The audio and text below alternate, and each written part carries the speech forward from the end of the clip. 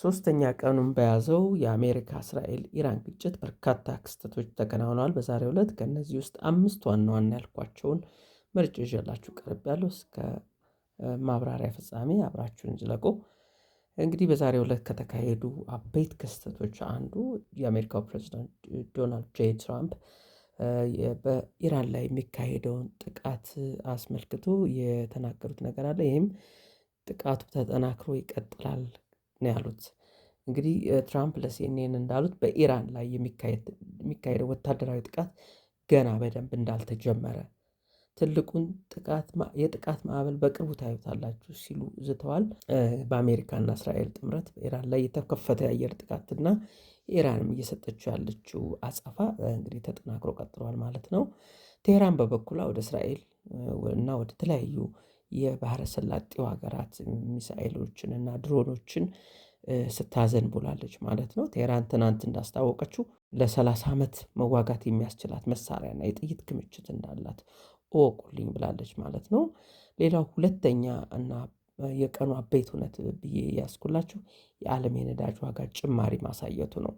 እንግዲህ ትናንትና በነበረው ገለጻዬም ላይ እንደዚሁ የነዳጅ ዋጋ ጭማሪ ይኖራል ብዬ ነበረ። እንግዲህ ዛሬ በመካከለኛው ምስራቅ በአሜሪካ እስራኤል እና ኢራን መካከል እንግዲህ በሚካሄደው ግጭት ሳቢያ በዓለም ገበያ ላይ የነዳጅ ዋጋ አሻቅቧል። የአንድ በርሜል ብሬንት የተባለ የነዳጅ ድፍድፍ አይነት ነው። እንግዲህ ዋጋ ከባለፈው ሳምንት ጋር ሲነጻጸር በ9 በመቶ ጨምሮ በ79.41 ዶላር ተሸጧል ማለት ነው። ይህ ቀላል ለውጥ አይደለም። በአንድ ቀን የ9 በመቶ የዋጋ ጭማሪ ማሳየት በፋይናንሻል ማርኬት እይታ ከፍተኛ ጭማሪ ነው። ኢራን እንግዲህ 1/5 የሚሆነው የዓለም ነዳጅ ማለትም ከሳውዲ አረቢያ፣ የኩዌት፣ የኢራቅ፣ ኳታር፣ ባህሬን እና የተባበሩት አረብ ኤሚሬት እንዲሁም የራሷን የኢራንን ጨምሮ ነዳጅ በሚተላለፍበት ሆርሙዝ ሰርጥ ምንም አይነት መርከብ እንዳይተላለፍ በማገዷ የዋጋው ጭማሪ ሊመጣ ችሏል ማለት ነው። ሆርሙዝ በቀን ከ15 እስከ 20 ሚሊዮን በርሜል ነዳጅ የሚጓጓዙበት መተላለፊያ ነው። በተያያዘ የኳታር የተጣራ ጋዝ ማምረቻ በኢራን ሚሳኤል ጥቃት ስለተፈጸመበት ምርቱን አቋርጧል። የዓለም ሁሉ ነገር የዓለም ኢኮኖሚ የሚንቀሳቀሰው በኃይል ነው፣ በኤነርጂ ነው። ማንኛውም ነገር የሚመረተው የሚሆን የሚጓጓዘው በአጠቃላይ የአቅርቦት ሰንሰለቱ በኃይል ላይ የተመሰረተ ነው ማለት ነው። እና የመካከለኛው ምስራቅ ደግሞ የዓለም የኤነርጂ መገኛን ምንጭ ነው። ሁሉም በሚባል ደረጃ ጋዝም ይሁን ነዳጅ በከፍተኛ ደረጃ አምራች አካባቢ በመሆኑ እንዲሁም ደግሞ አካባቢው በግጭት የሚታመስ ነው ለረጅም ጊዜ እና በታሪክ እንደሚታወቀው በ1960ዎቹና 70ዎቹ በእስራኤልና በአረቦች ጦርነት ምክንያት በተደጋጋሚ የነዳጅ ዋጋ ጭማሪ ማሳየቱ ይታወሳል። እንደው ለአብነት ከኛ ጋር የተያያዘው የአረብ እስራኤል ጦርነት ምክንያት ኢትዮጵያ መንግስት ንጉሠ ነገሥቱ የነዳጅ ዋጋ ጭማሪ በማድረጋቸው የታክሲዎች አመፅ ተጀመረ ማለት ነው። እንግዲህ 10 ሳንቲም ጭማሪ አድርገው በዛ ጦርነት ምክንያቱ የዚህ የነዳጅ ዋጋ ከጸጥታ ጋር ተያይዞ መጨመሩ ነው። እና አሁንም እንግዲህ በአካባቢው በጸጥታ ምክንያት እንግዲህ የነዳጅ ዋጋ ጭማሪ አሳይተዋል ማለት ነው። ሌላው የሳዑዲው አራምኮ ነዳጅ ማጣሪያ ጥቃት ነው።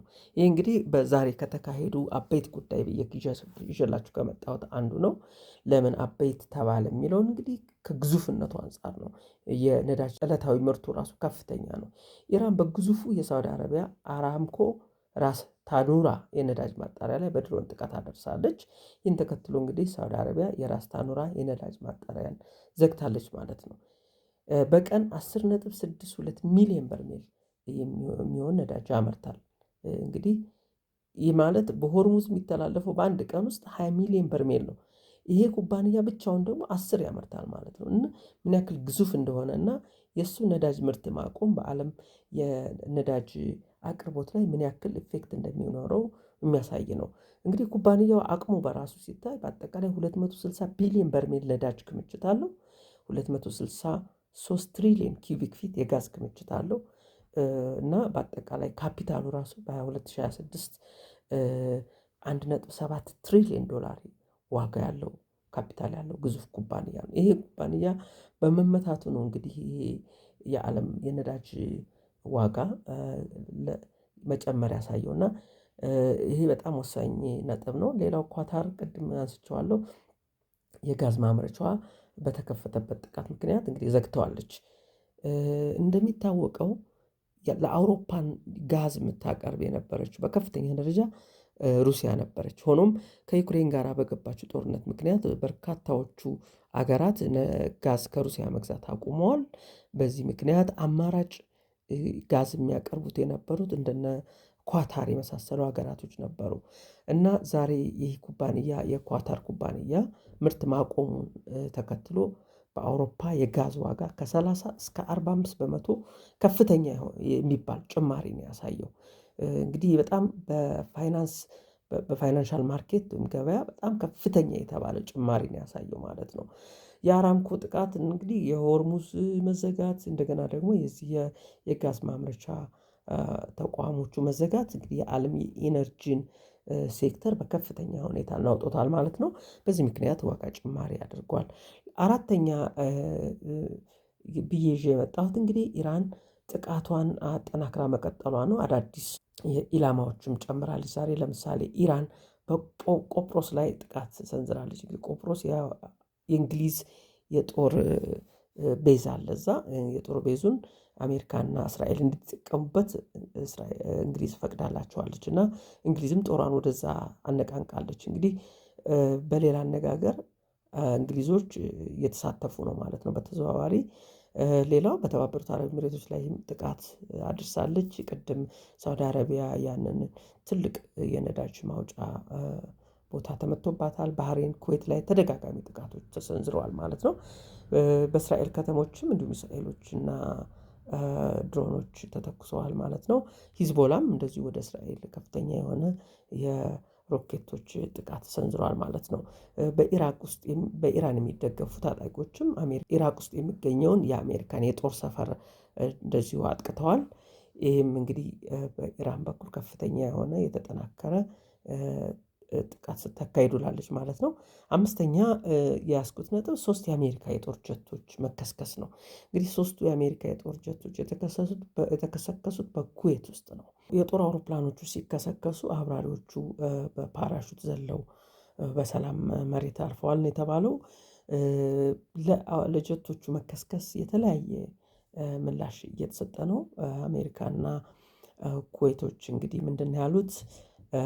የጦር ጀቶቹ በስህተት በኩዌት የጸረ አውሮፕላን መከላከያ በስህተት መመታታቸውን ሲገልጹ፣ ኢራን በበኩሏ እኔን መቼ ጣልኳቸው ስትል ተናግራለች። እንግዲህ በሌላ በኩል አሜሪካ ዛሬ 4ኛ ወታደሯ መሞቱን አምናለች። ትላንትና 3 ወታደሮች መሞታቸውና 5ቱ በጽኑ መቁሰላቸውን በግጭቱ ተናግራ ነበር። እንግዲህ ዛሬ አንድ ሌላ ተጨማሪ ወታደር ሞተዋል ማለት ነው። በመጨረሻም የሩሲያው ፕሬዝዳንት ቭላዲሚር ፑቲን ከመካከለኛው ምስራቅ ሀገራት መሪዎች ጋር በስልክ ተነጋግረዋል። እንግዲህ ፕሬዝዳንት ፑቲን በስልክ የተነጋገሩት ትላንት ኢራን ጥቃት ካደረሰችባቸው ከኳታር፣ ከሳውዲ አረቢያ እና ከተባበሩት አረብ ኤሚሬት መሪዎች ጋር ነው። እንግዲህ ከመሪዎች ጋር የተነጋገሩባቸው ጉዳዮች በዋናነት ከኢራን ጋር የገቡበት ግጭት በቀጣናው እየተስፋፋ መሄዱን እንዳሰጋቸው ተነጋግረዋል ማለት ነው። ለዛሬ ዋና ዋና ብዬ የመረጥኩላችሁ አበይት ሁነቶች ይህን ይመስላል። አብራችሁን እስከ መጨረሻ ስለዘለቃችሁ እናመሰግናለን። ኮፒ፣ ሊንክ፣ ሼር አድርጉ፣ ፎሎ አድርጉ፣ ቤተሰብ ሁኑን። የተለያዩ ወቅታዊ ዓለም አቀፍ ጉዳዮችን በየቀኑ እናደርሳለን። ሰላሙ ነው።